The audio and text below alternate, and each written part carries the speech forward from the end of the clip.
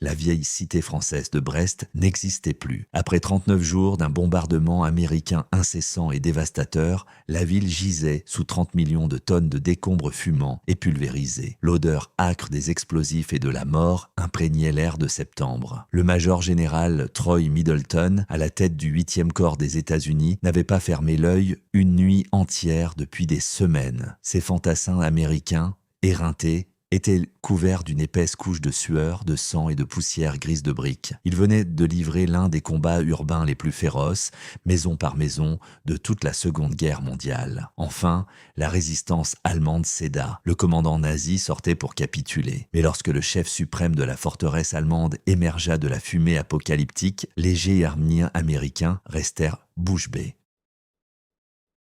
Il ne rampait pas hors des ruines, les mains en l'air. Il n'avait pas l'air vaincu. Le général der Fallschirmtruppe Hermann Bernhard Ramke traversa d'un pas nonchalant les décombres en flammes de la ville qu'il avait rasée, tenant la laisse de son pur sang Irish setter de chasse. On aurait dit qu'il se promenait tranquillement un dimanche matin dans un parc bavarois. Son uniforme de parachutiste taillé sur mesure était impeccable. La croix de chevalier avec feuilles de chêne, épais et brillant pendait fièrement à son cou. Il toisa d'un regard de pur mépris les soldats américains sales et endurcis par le combat. On l'escorta jusqu'au poste de commandement provisoire du général Middleton. Ramke se planta devant le commandant américain épuisé sans dégainer son pistolet, sans prononcer une déclaration formelle de reddition. Au contraire, cet aristocrate allemand baissa les yeux sur Middleton et lança une exigence absolument scandaleuse. C'était un spectacle hallucinant de délire narcissique. Un commandant piégé et battu réclamant les documents de celui qui venait d'anéantir son armée. Le général Middleton ne cria pas. Il ne sortit pas sa carte militaire. Lentement, Middleton se leva de son bureau. Il passa devant l'arrogant général allemand pour gagner la fenêtre du poste de commandement. Il pointa un doigt vers l'extérieur. Dans les décombres se tenaient des milliers d'infantristes américains aguerris, couverts de terre, armés de leurs fusils M1 Garand.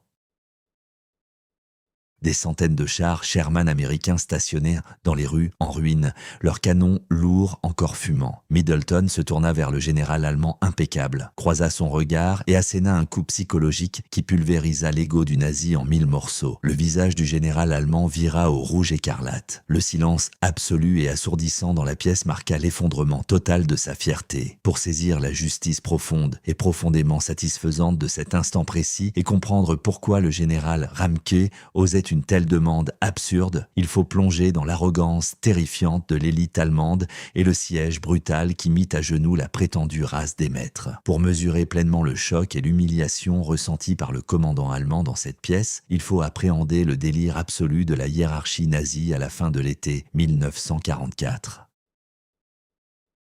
Après le succès massif des débarquements du jour J en Normandie, les armées alliées fonçaient à travers la France. La 3e armée du général George S. Patton avançait à une vitesse et une férocité qui prirent totalement de court l'état-major allemand. Les Américains avaient un besoin urgent de ports en eau profonde pour acheminer ravitaillement, nourriture et carburant afin de maintenir leurs immenses colonnes blindées en route vers l'Allemagne. L'un des ports les plus cruciaux de toute la côte française était Brest, niché à l'extrême ouest de la presqu'île de Bretagne. Adolf Hitler mesurait parfaitement l'importance de Brest pour l'effort de guerre américain. Il en fit une Festung, une forteresse. Il ordonna de la tenir jusqu'au dernier homme, jusqu'à la dernière cartouche. Pour veiller à l'exécution fanatique de cet ordre, Hitler confia la défense de la ville au général Hermann Bernhard Ramke.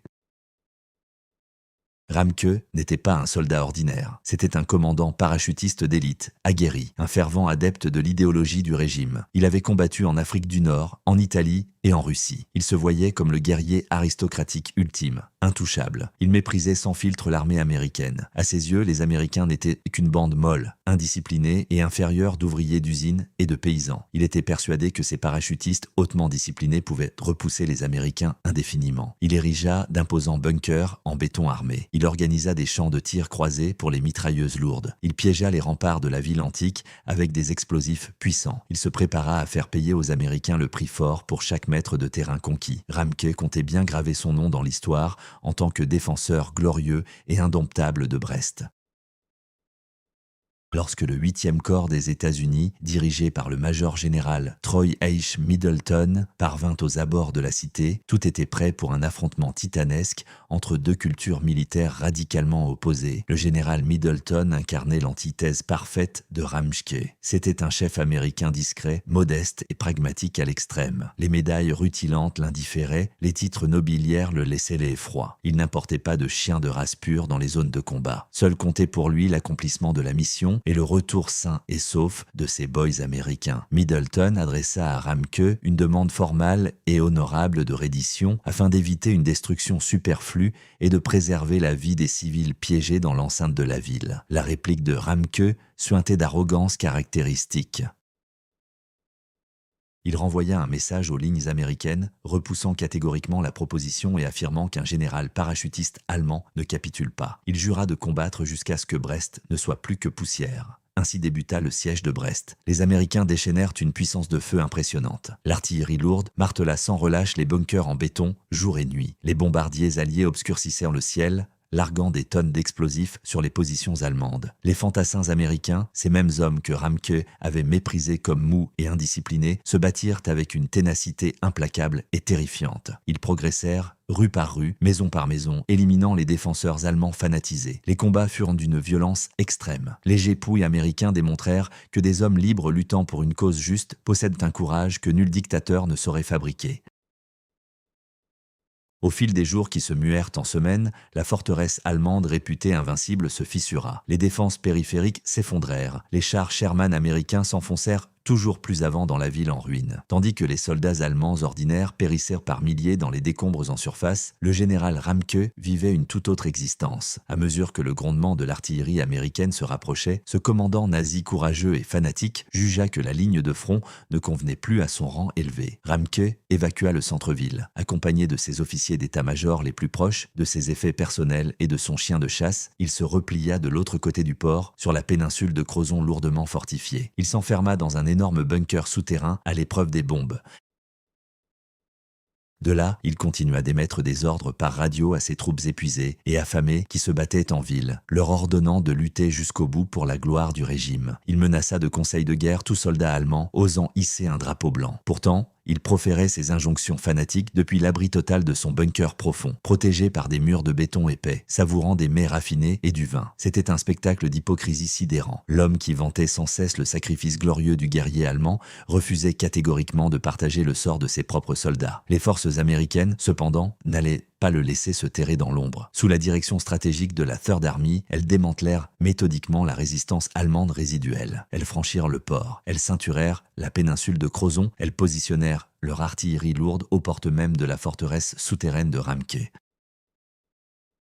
Le général allemand, invincible, se retrouvait piégé sans issue. Ses communications étaient rompues, ses unités décimées. Les Américains se tenaient juste devant son bunker, prêts à faire sauter les portes d'acier massives. Ramke comprit enfin que la bataille de Brest était terminée. Mais même face à une défaite totale et irréfutable, son ego démesuré refusait la réalité. Il admit devoir se rendre pour sauver sa peau, mais il exigeait de le faire à ses conditions arrogantes. Il voulait une capitulation grandiose et théâtrale. Il aspirait à être traité en roi victorieux, descendant simplement de son trône. Ramke envoya un message aux lignes américaines acceptant la capitulation officielle. Le 19 septembre 1944, lorsqu'il émergea de son bunker souterrain, les soldats américains postés dehors restèrent stupéfaits. Les G-points étaient couverts de plusieurs semaines de crasse, de sueur et de poussière de briques. Leur tenue était en lambeaux. Il sortait de l'un des combats urbains les plus épuisants de toute la guerre. Et voilà que surgissait le général Ramke, impeccable comme s'il sortait d'un atelier de tailleur. Son uniforme était d'une propreté irréprochable. Ses bottes rutilaient. Ses médailles étaient alignées avec précision sur sa poitrine. Et il tenait nonchalamment la laisse de son chien de chasse. Il jeta un regard de mépris absolu sur les soldats américains du rang. Il refusa de leur adresser la parole. Il exigea d'être conduit sans délai auprès de l'officier supérieur le plus gradé. Sous escorte armée renforcée, on le mena au poste de commandement américain pour le présenter au major général Troy Middleton. Ramke s'attendait à entrer dans une pièce où un officier américain, impressionné par son lignage aristocratique, l'accueillerait avec déférence. Il imaginait Middleton se levant, le saluant, lui offrant un siège confortable et échangeant des courtoisies militaires dans un ton guindé et protocolaire.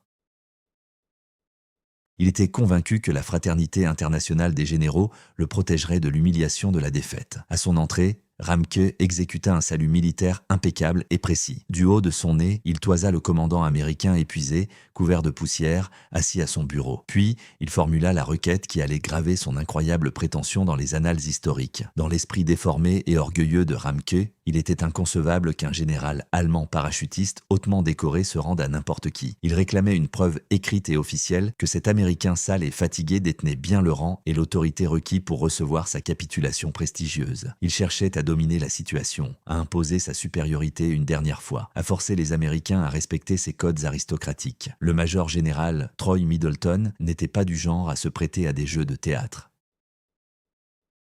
Il venait de passer des semaines à voir ces jeunes soldats américains se battre et saigner pour arracher cette ville à un ennemi fanatique. Il n'avait aucune indulgence pour l'arrogance nazie. Lorsque Ramke exigea de voir ses papiers d'identité officiels, Middleton ne s'emporta pas. Il ne cria pas. Il n'entra pas dans une querelle puérile sur les grades militaires. Middleton se contenta de se lever. Un silence pesant envahit la pièce. Les gardes américains postés à la porte observèrent attentivement leur chef passer devant le général allemand impeccablement vêtu. Middleton se dirigea vers la fenêtre du poste de commandement. Il contempla la ville en ruine. Il aperçut ses soldats américains, les fils de fermiers du Kansas, les ouvriers des usines du Michigan, les instituteurs de New York. Ils étaient assis sur leurs tanks Sherman, serrant leurs fusils, dressés victorieux au milieu des décombres pulvérisés de ce que l'on avait appelé la forteresse allemande invincible. Middleton pointa du doigt ses hommes dehors. Il pivota la tête, croisa le regard de l'officier allemand suffisant et lâcha la réplique la plus magistrale de l'histoire militaire américaine. « Ceux-là sont mes accréditations. » Ces 5 mots eurent un effet dévastateur. Ce fut un uppercut psychologique. En une phrase, Middleton balaya totalement la vision du monde de Ramke. Il signifiait au général allemand que les documents officiels ne comptaient là pas, que les titres nobiliaires n'avaient aucune valeur, que les médailles rutilantes étaient insignifiantes. Seule importait la réalité brutale et irréfutable. Les soldats américains avaient anéanti l'armée allemande de fond en comble. Léger qu'elle est, américain parmi les gravats, était la seule légitimité dont Middleton avait besoin. La posture irréprochable du général Ramke s'effondra. Le sang reflua de son visage, remplacé par une rougeur de honte cuisante. La vérité le frappa comme une onde de choc physique. Il n'était pas un hôte aristocratique respecté, pas un collègue estimé, juste un prisonnier vaincu et impuissant face à un homme qui tenait toutes les cartes. Ramke resta muet, incapable de proférer un mot. Son orgueil avait été annihilé. Privé de sa dignité et de ses illusions de supériorité, le général allemand déboucla en silence son étui de pistolet. D'une main légèrement tremblante, le maître déchu de la forteresse de Brest remit son arme. Il parapha les documents de capitulation inconditionnelle sans un bruit. La reddition grandiose et solennelle qu'il avait imaginée vira au moment le plus humiliant de son existence. Cet échange entre le général Middleton et le général Ramke illustre à la perfection le basculement historique survenu durant la Seconde Guerre mondiale. L'élite militaire allemande fonctionnait sur un narcissisme exacerbé. Elle se croyait invulnérable grâce à ses titres, ses uniformes sur mesure et sa prétendue supériorité raciale. Elle se pensait supérieure au peuple du monde libre. Mais des hommes comme le général Troy Middleton, le général George S. Patton et les millions de soldats américains ordinaires qui ont traversé l'Europe en se battant ont démontré que la vraie force ne naît pas d'une médaille étincelante ou d'un salut arrogant. Elle provient d'une détermination tranquille. Elle émane d'hommes ordinaires, prêts à affronter des épreuves inimaginables pour abattre les remparts de la tyrannie. Lorsque le général allemand présomptueux exigea de voir des documents pour authentifier sa capitulation, le commandant américain se contenta de désigner les courageux jeunes soldats qui avaient véritablement versé leur sang, combattu avec acharnement et remporté la victoire. Grâce à cette réplique immortelle, le général Middleton n'accepta pas seulement la reddition d'un officier allemand isolé, il proclama officiellement la fin de l'idéologie nazie arrogante. Il démontra sans équivoque que, lorsque les forces de la tyrannie font face aux forces de la liberté, les despotes sont contraints de jeter un œil dehors et de comprendre que leur époque est irrémédiablement révolue.